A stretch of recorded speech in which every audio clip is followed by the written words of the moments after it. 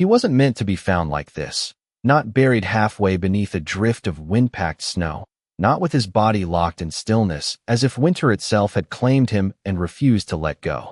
The mountains stretched silent for miles, a white expanse under a sky the color of cold steel, where even sound seemed to freeze before it could travel.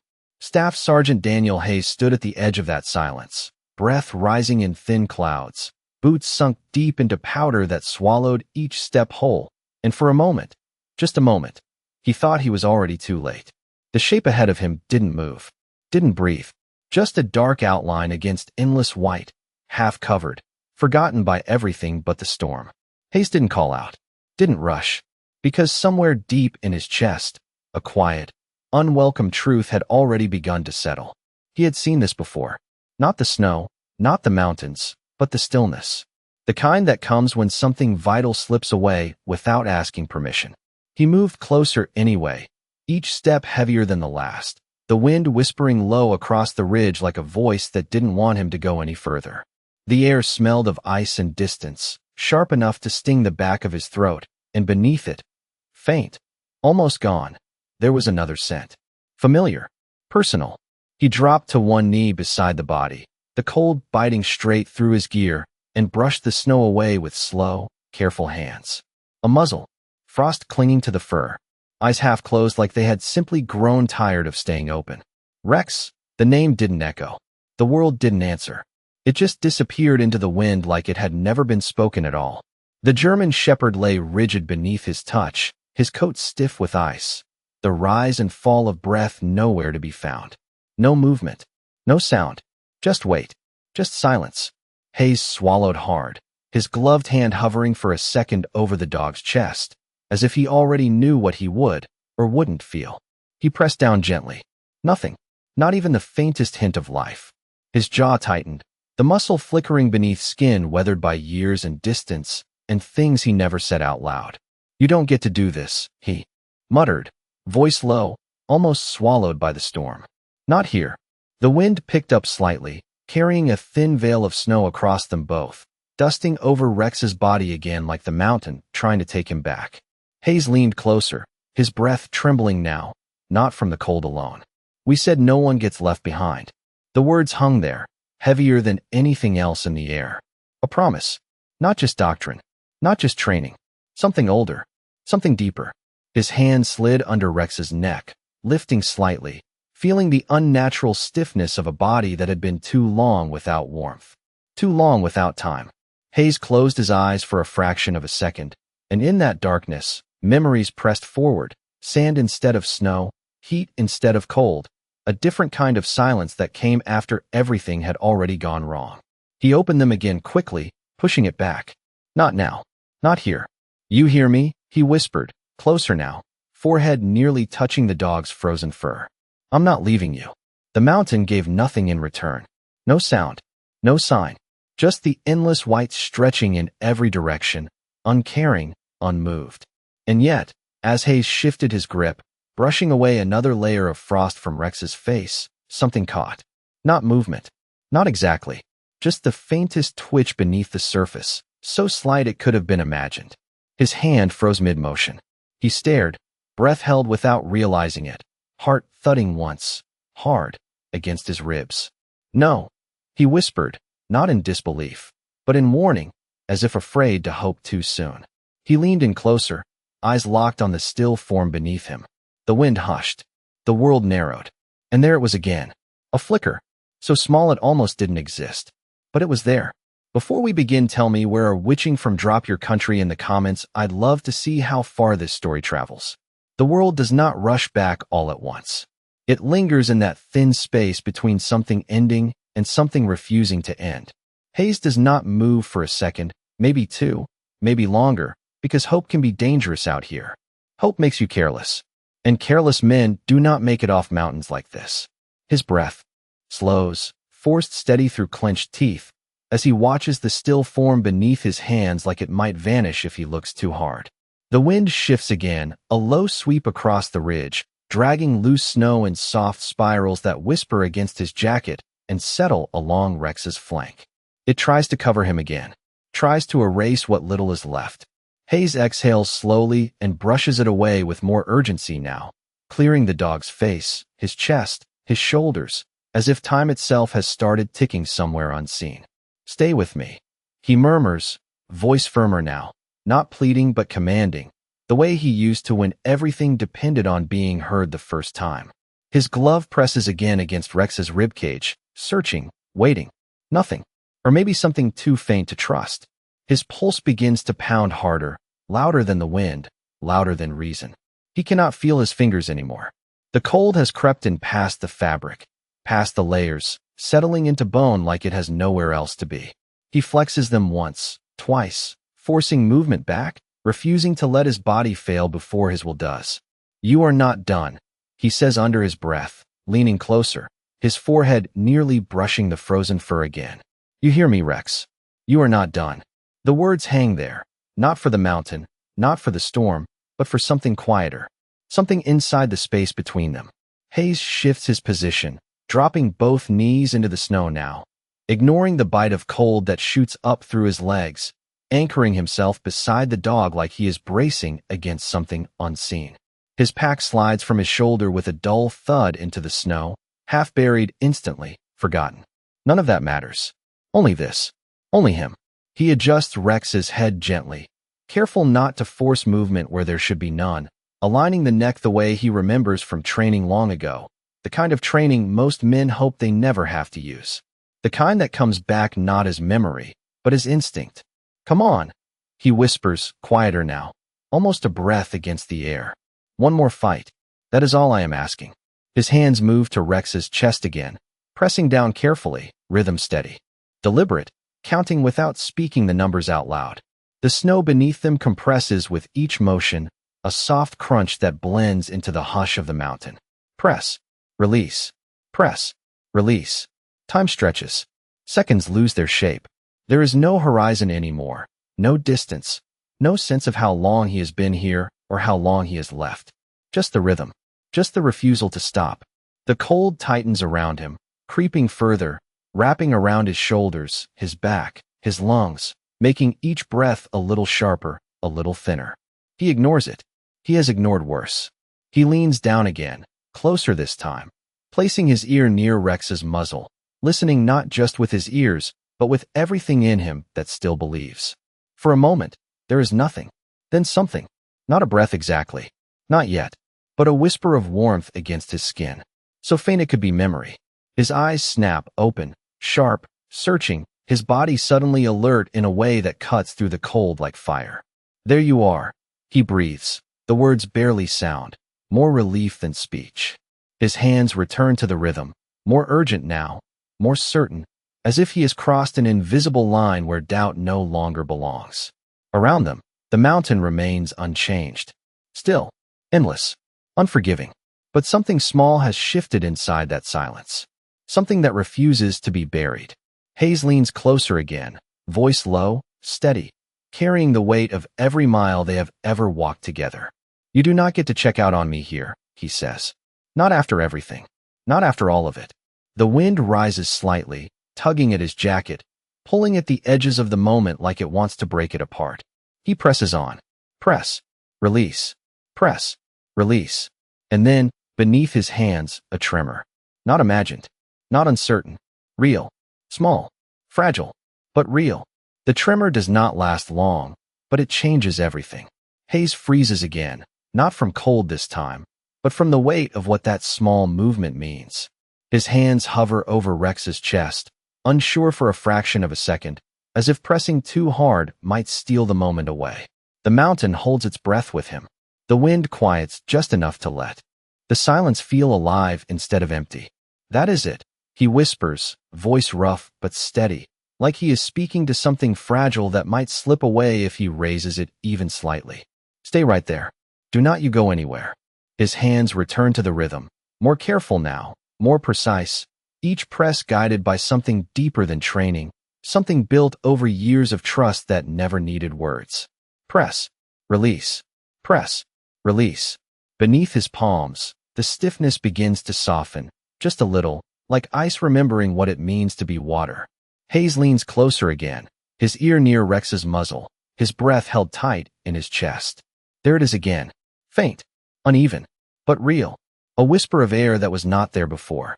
His eyes close briefly, not in relief, but in focus, as if anchoring himself to that single fragile sign of life. You hear that, he murmurs softly. That is you. That is you fighting. His hand moves to Rex's neck, searching for a pulse, not expecting much, not daring to expect anything at all. For a long second, there is nothing. Then, barely there, like a distant echo, a beat. Weak, slow, but present. Hayes exhales sharply through his nose, a sound that almost becomes a laugh, but does not quite make it. There you go, soldier, he says, his voice gaining a quiet strength, the kind that does not need volume to carry weight. I knew you were not done. The cold presses harder now, as if the mountain has noticed what is happening and does not approve. Hayes feels it creeping deeper into his body, his legs numb beneath him, his fingers stiffening again despite his efforts to keep them moving. Time is no longer something he can ignore. Out here, time is temperature, and temperature decides everything. He glances briefly at the sky, a pale gray ceiling with no promise of change, then back down at Rex. We do not have long, he says quietly. So you and we are going to do this together. He shrugs off one glove with his teeth, the sudden exposure biting into his skin like needles, but he does not hesitate. His bare hand presses gently against Rex's side, feeling for warmth, for life, for anything that can be coaxed back in emotion. The cold burns, sharp and immediate, but beneath it, there is something else. Faint heat. Faint, but growing. That is it. He breathes, leaning closer, his forehead finally resting against Rex's head. Come back to me. The contact is brief, but it grounds him, centers him, reminds him that this is not just a body in the snow. This is Rex, the dog who moved before commands were given. The dog who watched his six like it was the only job that mattered. The dog who never hesitated. Hayes pulls back slightly, his jaw tightening as determination settles in where doubt used to be. He reaches for his pack without looking, fingers fumbling until they find the zipper, dragging it open with stiff movements. Inside, everything feels heavier than it should, slower than it should, as if the cold is trying to steal time from him 1 second at a time. He pulls out a thermal blanket, the thin material crackling softly in the frozen air, and begins wrapping it around Rex's body, careful, deliberate, sealing in whatever warmth remains. The wind tugs at the edges, trying to pull it away, but Hayes secures it with firm hands, his movements growing sharper, more urgent. Stay with me, he says again, not as a request this time, but as a command shared between partners. Beneath the layers, Rex's body gives another small shudder, barely visible but unmistakable. Hayes stills, watching, waiting, his breath caught somewhere between fear and hope. The mountain does not change. The storm does not ease. But something has shifted that cannot be undone. And for the first time since he stepped onto that ridge, Hayes does not feel like he is too late. The thermal blanket crackles softly as Hayes tucks it tighter around Rex's body, sealing in what little warmth they have managed to reclaim from the edge of nothing. His fingers move with urgency now, but not panic. Panic wastes time. Panic makes mistakes. And out here, mistakes do not get second chances. The wind shifts direction, sharper now, cutting across the ridge with a low, steady force that presses against his back and slips through every seam in his gear. Snow lifts and swirls again, fine grains stinging his face, gathering along his shoulders. His pack, the edges of Rex's blanket like the mountain, is still trying to pull him under. Hayes leans forward, shielding the dog with his body without thinking, instinct overriding everything else. Not happening, he mutters, his voice low and grounded, the kind that does not argue with the world but stands against it anyway. Beneath his hands, Rex's breathing remains shallow, uneven, each faint rise of his chest a fragile promise that could break if not protected. Hayes presses his palm gently along the dog's side again, measuring, confirming, holding onto that rhythm like it is the only thing keeping the moment intact. Stay with me, he says again, softer now, as if speaking directly into whatever space Rex is drifting through. Just stay right there. He glances over his shoulder, scanning the white expanse behind him, but there is nothing to see. No movement. No sign of life. No path clearly marked. The world has reduced itself to distance and silence, and neither of them are on his side. His radio sits clipped to his vest, silent. No signal, no voice, no backup coming over the ridge. He already knows this, but knowing and accepting are not the same thing. He reaches for it anyway, pressing the button once, twice, listening to the empty static that answers him like a hollow echo. "This is Staff Sergeant Hayes," he says into it, voice steady, controlled, carrying more discipline than hope. "I have 1K9, critical condition. Requesting immediate extraction." The words disappear into nothing. No response, just the low hiss of static that fades back into silence. Hayes lowers the radio slowly, his jaw tightening just enough to show he heard it, just enough to acknowledge it, and then he lets it go. "All right." He exhales, more to himself than anyone else. "Then it is just us."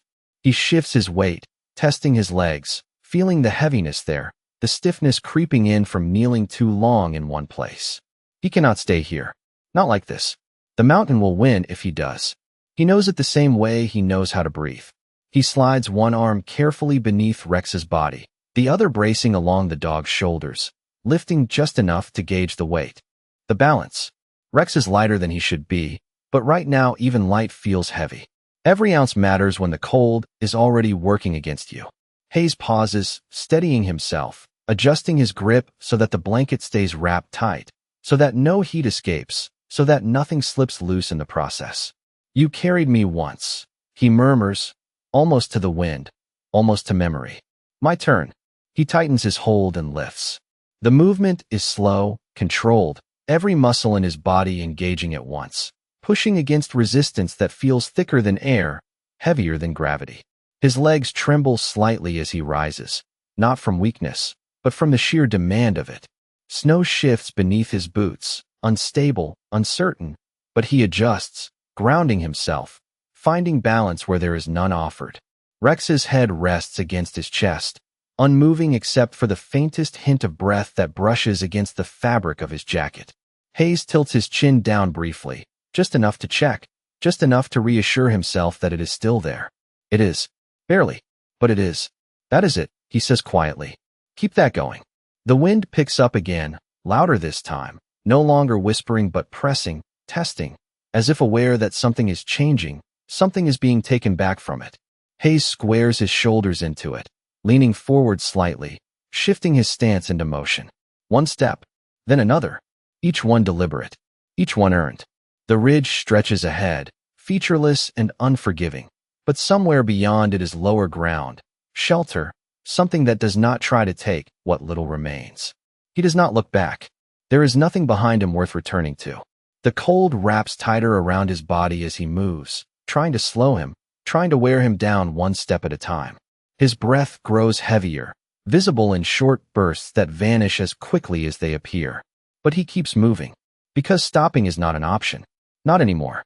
Not after that first breath. Not after that second chance. And as he takes another step into the white, Rex's body shifts ever so slightly against his chest. A small, fragile motion that should not mean much, but does. The first few steps feel possible. Not easy, not steady, but possible. Hayes leans into the wind with Rex held tight against his chest, the dog's weight pressing into him like something both fragile and unbreakable at the same time. Each breath he takes burns colder than the last, cutting deeper into his lungs as the air thins across the ridge. The snow beneath his boots shifts unpredictably, soft in one step, packed hard in the next, forcing him to adjust constantly, to stay aware, to stay present. Because presence is the only thing keeping him moving forward. One step, he mutters under his breath, not loud enough to carry, just enough to anchor himself. Then another. He does not think about distance. He does not think about how far he has to go. That kind of thinking breaks men faster than the cold ever could. Instead, he narrows everything down to what is directly in front of him. The next step, the next breath, the next second. Rex continues to breathe. Against his chest, there is still that faint rhythm. Uneven, weak, but there. Hayes adjusts his grip slightly, tightening the thermal blanket, pulling it closer to trap what little warmth they have built together. "Stay with me," he says again, quieter now, his voice softer not because of doubt, but because something in him understands that this is no longer about fighting. It is about holding on. The wind surges stronger, pushing against him with a force that feels personal now, like the mountain has decided to test him directly. Snow whips across his face, stinging his eyes, blurring the edges of everything until the world becomes nothing but shifting white and shadow. He lowers his head instinctively, protecting Rex, shielding him from the worst of it, even as it exposes more of himself to the cold. His shoulders tighten. His pace slows. Not by choice, by necessity. His legs begin to feel heavier, each step taking more effort than the last, as if the mountain is quietly adding weight to him with every yard he crosses. He stumbles once, his boot catching on uneven ground hidden beneath the snow, and for a split second his balance breaks. His body tilts. Rex shifts in his arms. Hayes reacts instantly, tightening his hold, dropping his center of gravity, forcing himself back upright before the fall can complete. He stands there for a moment, breathing harder now, chest rising and falling in sharp, visible bursts. "Not today," he says, almost to the wind, almost to himself. "You do not get him today." He takes another step, then another.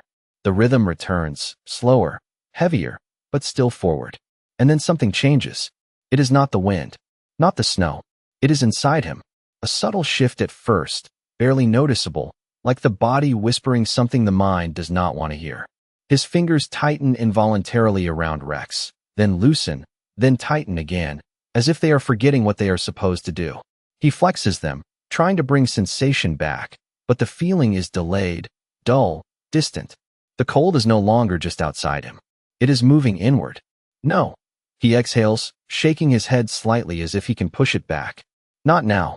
He keeps walking, but the edges of his vision begin to soften, the sharp contrast of white and gray blending into something less defined. The horizon becomes harder to read. Distance becomes uncertain.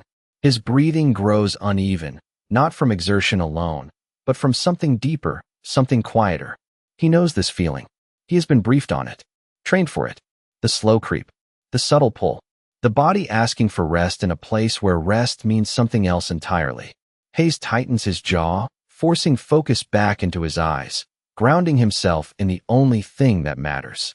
Rex. He lowers his gaze slightly, checking the dog's face, searching for that faint rise and fall. It is still there. Barely, but there. "You are not the only one fighting," he whispers, voice rough now, edged with something that was not there before. "So am I." He shifts Rex slightly higher against his chest, ignoring the protest in his arms, ignoring the weight that seems to grow with every step. The blanket rustles softly in the wind, and beneath it, Rex's body gives the faintest movement again, a small, fragile response that should not carry much meaning, but does. Hayes feels it, not just with his hands, but somewhere deeper. And for a moment, just a moment, it pushes back against the cold creeping through him. He takes another step forward, then another. But the mountain is not done with him yet. And somewhere beneath the rhythm of his movement, something begins to slip. The slipping does not happen all at once. It begins quietly, like something loosening its grip from the inside. Hayes feels it in the space between thoughts first, where focus used to be sharp and immediate, now softened at the edges, delayed by a fraction of a second that should not matter but does. He blinks, once, then again, slower this time, as if his eyes are asking for rest he cannot afford to give. The wind moves past him in long, low waves, no longer sharp but distant, like sound traveling through water. He keeps walking, because stopping is not an option, because stopping feels too much like surrender. "Stay awake," he murmurs, though he is not sure anymore if he is speaking to Rex or to himself. His voice sounds different now, quieter, thinner, like it has to travel farther just to reach his own ears. He tightens his hold around Rex, pulling him closer, pressing the dog's body against his chest, as if he can share heat by force alone. Beneath the blanket, there is still that faint breath, still that fragile rhythm, but it feels farther away now, like it is slipping from his reach even as he holds on to it. Hayes exhales slowly, forcing air into lungs that do not want to open all the way anymore. "Do not you quit on me," he whispers, his forehead dipping slightly toward Rex's head. "You do not get to quit." The words hang there, heavier than before, carrying something deeper than command, something closer to memory. And that is when it comes, not as a clear picture, not all at once, but in fragments. Heat instead of cold, dust instead of snow, the sharp, dry smell of earth and metal carried on wind that never stopped moving. Hayes sees it without trying, feels it without wanting to. A different day, a different silence. The kind that comes after everything has already gone wrong. He remembers lying there, unable to move, the weight of something unseen pressing him into the ground, his breath shallow, uneven, slipping. The sky above him had been too bright, too wide, like it did not belong to him anymore. And then, Rex. Not frozen, not still, moving, always moving, circling, watching, refusing to leave. Hayes swallows hard, the memory pulling tighter around him as his steps begin to slow without permission. You stayed, he murmurs, his voice catching just enough to betray the weight behind it. You stayed when you could have gone. His boot drags slightly through the snow, not lifting as clean as before. He corrects it, forcing the next step higher, more deliberate, but the effort costs him. His legs feel heavier now, slower to respond, like they belong to someone else who is not as determined as he needs them to be. The mountain stretches on, unchanged, uncaring, endless. Hayes lowers his gaze again, searching Rex's face, needing to see something that anchors him back to the present. The dog's eyes remain half closed, but there is something there now. Not fully awake, not aware, but not gone either. And then a small sound, so faint it almost disappears in the wind. A breath that carries a trace of something more. Hayes freezes mid-step, his entire body locking around that single moment. Rex, he breathes, barely louder than the wind itself. His heart pounds once, hard enough to cut through the fog settling in his mind. He leans his head down slightly, closer, listening, waiting. It comes again, uneven, fragile, but stronger than before. Not by much, but enough. That is it. He whispers, a quiet urgency returning to his voice. That is it. Stay with me. He shifts his grip again, pulling Rex higher, tighter, ignoring the strain in his arms, the burn in his shoulders, the cold that now feels less sharp and more distant, like it is no longer trying to hurt him, only to slow him. That thought lingers for a second too long, because he knows what that means. He has been trained to recognize it. The moment when cold stops feeling like pain and starts feeling like relief. Hayes shakes his head once, harder this time, forcing clarity back into his thoughts, forcing himself to stay present. No, he says, firmer now, louder than before, as if sound itself can keep him anchored. Not today. He takes another step. It is slower, heavier, but it lands. Then another. The rhythm is broken now, uneven, but still moving forward, still refusing to stop. And somewhere between one step and the next, Rex's body shifts again against his chest, this time just enough to feel like intention. The shift is small, but it is no longer accidental. Hayes feels it clearly this time, not just a twitch beneath layers of fabric and fur, but a response. A choice. Rex is not just surviving now. He is trying. Hayes stops without realizing it, boots planted deep in the snow, his entire body locking around that realization as if it demands stillness to be understood. The wind presses against him, steady and unrelenting, but for a moment it feels distant again, pushed back by something far stronger than weather. That is you, he whispers, voice low, rough, but carrying something new beneath it. Not command, not fear, recognition. That is you coming back. He adjusts his hold instinctively, one arm tightening around Rex's body while the other supports his shoulders more carefully now, as if the dog might wake at any second and need something different from him. The blanket shifts slightly, and beneath it, Rex's chest rises a little more than before. Still shallow, still fragile, but no longer fading. Hayes lowers his head, pressing his cheek briefly against the top of Rex's head, feeling the faint warmth there, the life that should not have returned but did anyway. You stubborn dog, he murmurs, almost a breath, almost a laugh that never fully forms. I should have known. The words hang in the cold air, softer than anything he has said so far, because they are not meant to fight the mountain. They are meant to meet something else halfway. Hayes inhales slowly, forcing air into lungs that still resist, still tighten, still try to shorten every breath into something easier to give up on. He refuses. He straightens slightly, lifting Rex higher against his chest, locking the dog's weight into his center where it is easier to carry, where it becomes part of him instead of something separate he has to manage.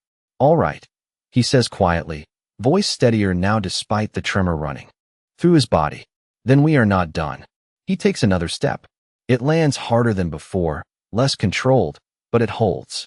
Then another. The rhythm is uneven, broken, but it is movement, forward movement. And now, with each step, he feels something else beneath his arms. Not just weight, not just presence. Response. Rex shifts again, faint but deliberate, his head pressing slightly into Hayes's chest, as if seeking something, as if instinct is returning piece by piece. Hayes feels it and tightens his grip immediately, protective, grounding. "Easy," he says, softer now, his voice dropping into that low, steady tone that had once guided Rex through chaos without confusion. "You are safe. I have got you."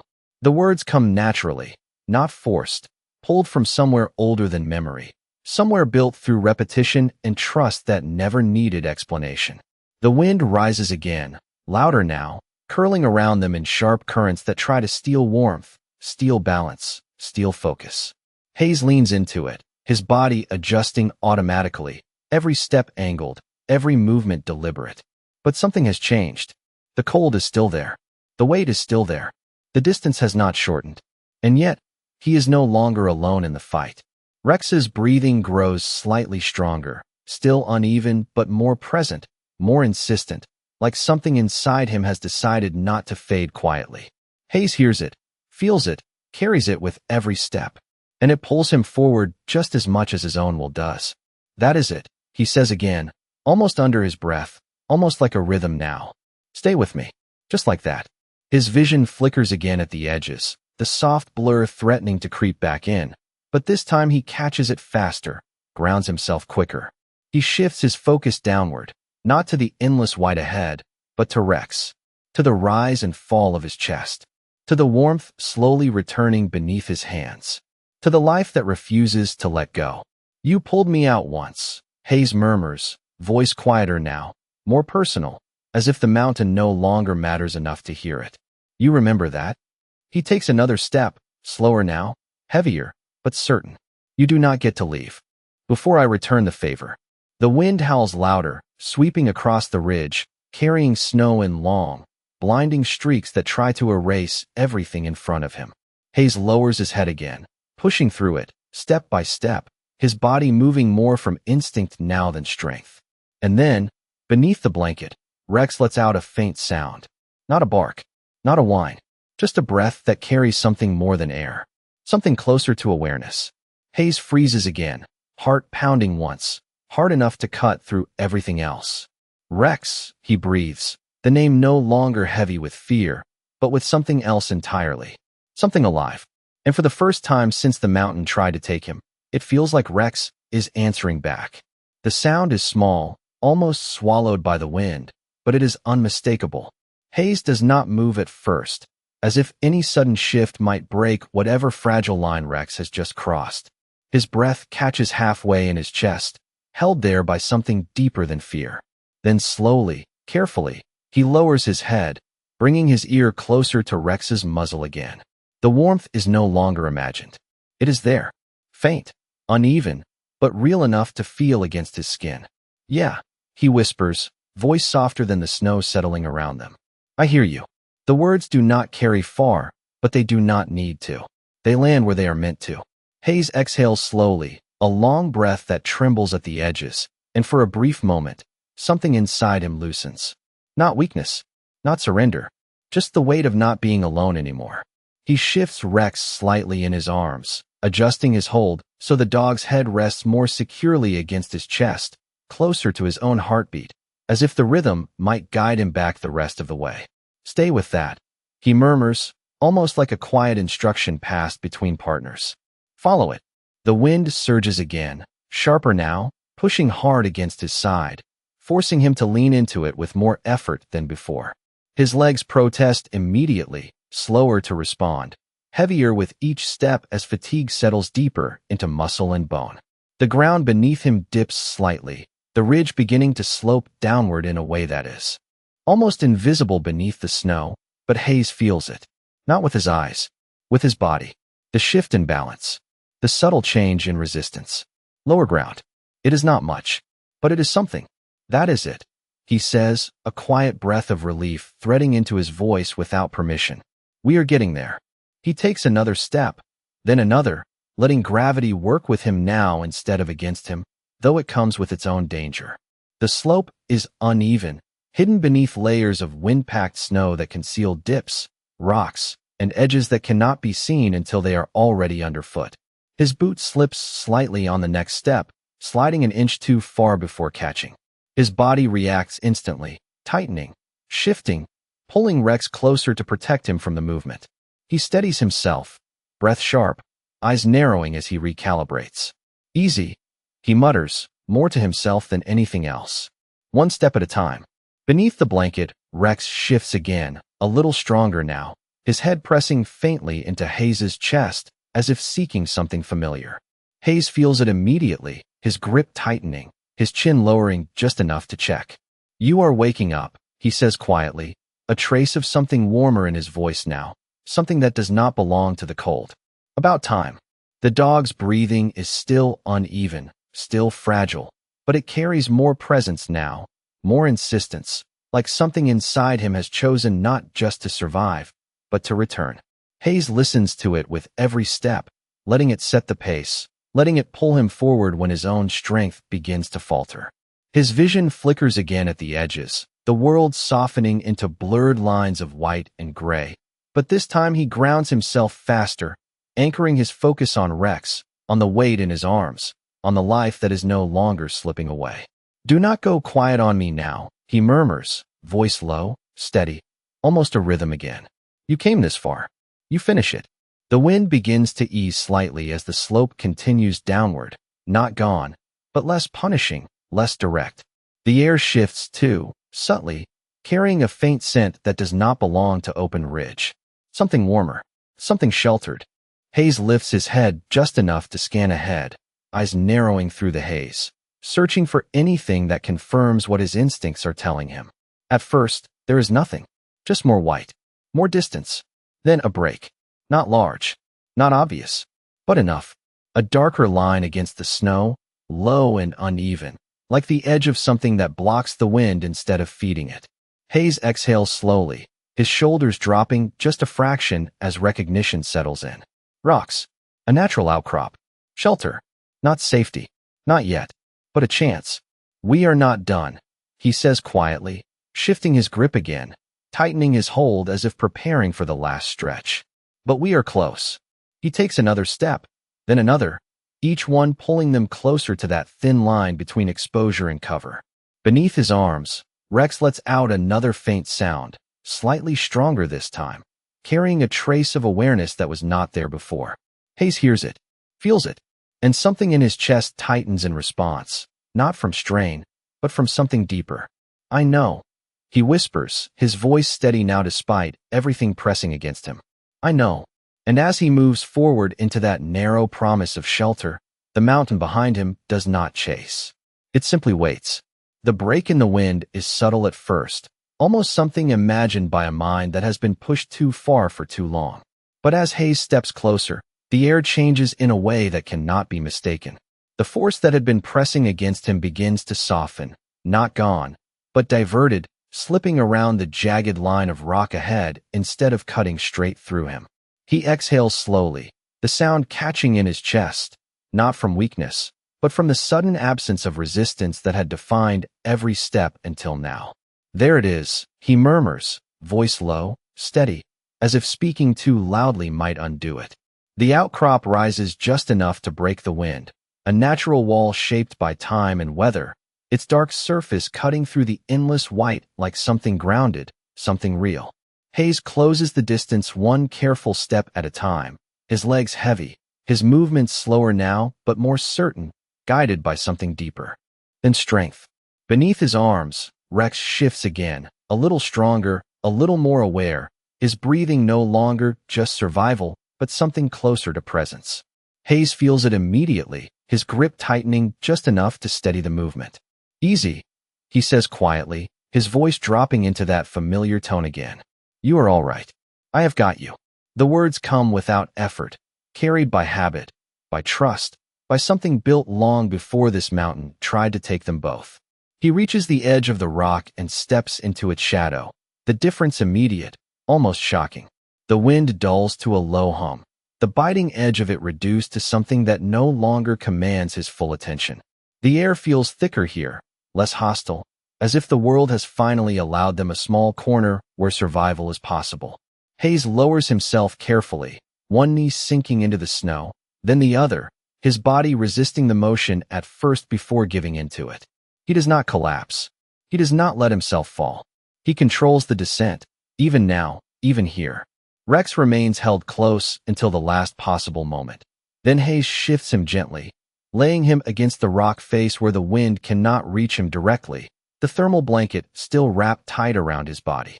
Stay right there, he murmurs, adjusting the blanket once more, sealing in the warmth they fought so hard to reclaim. His hands linger for a second longer than necessary, feeling for the rise and fall, confirming it is still there. It is. Stronger now. Still fragile, but no longer fading. Hayes sits back slightly, his own body finally acknowledging the weight it has been carrying, the cold it has been holding at bay. His breath comes slower now, deeper, though each inhale still carries that sharp edge that reminds him where they are. He looks down at Rex, really looks this time, not just to confirm life, but to see him. The half-open eyes, the faint movement of his chest, the small, almost imperceptible shift of his head as if searching for something familiar. You made it, Hayes says quietly, not as a statement, not as a celebration, but as recognition. Rex does not answer in words. He does not need to. The dog's head tilts just slightly, pressing closer into the space near Hayes's leg, a movement that carries more meaning than anything spoken. Hayes lets out a breath that almost becomes a laugh, but softens before it fully forms.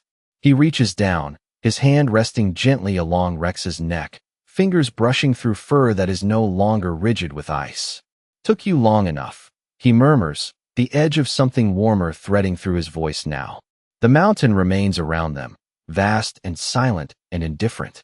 The storm does not stop. The cold does not disappear. Nothing about the world changes in any grand or visible way. And yet, something has shifted. Not out there, but here. In this small space carved out between a man and a dog who refused to let each other go.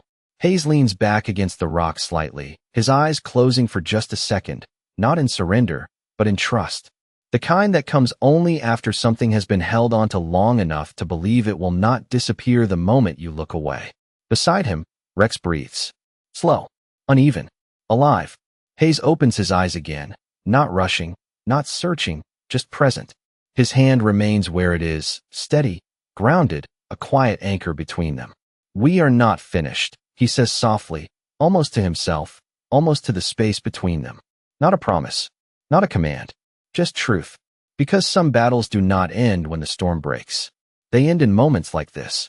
Quiet, unseen, where nothing announces victory and no one is watching. Only a breath that continues. Only a presence that remains. And sometimes that is enough. In a frozen mountain where silence stretches for miles and the cold threatens to erase everything in its path, a battle-hardened Marine refuses to leave behind his K9 partner, proving that loyalty is not just a word, but a living promise carried through pain, memory, and unwavering will. This cinematic journey unfolds as one of the most powerful animal stories, where survival is not guaranteed and every breath becomes a victory earned against time itself. As the Marine discovers his K9 buried beneath snow with barely a sign of life, he chooses action over surrender, igniting a rescue that blends instinct, training, and a bond forged long before the storm, making this one of those unforgettable animal stories that explore the edge between life and loss, through freezing winds, fading strength, and the creeping danger of hypothermia. The Marine carries his partner across a relentless landscape, where each step forward is driven not by strength alone, but by the unspoken code to never leave a teammate behind, elevating this narrative among the most emotional animal stories ever told. As the K9 begins to respond, Shifting from silence to fragile breaths, the story deepens into a reflection of trust, memory, and shared survival, revealing how even in the harshest conditions, connection can pull two souls back from the brink, a defining element in truly impactful animal stories. Reaching a moment of quiet shelter beneath rock and shadow, the Marine and his K9 do not celebrate victory, but instead share a silent understanding that survival itself is grace, leaving viewers with a lasting emotional imprint that defines the very heart of animal stories and reminds us that sometimes the smallest act of not giving up is enough to save two lives.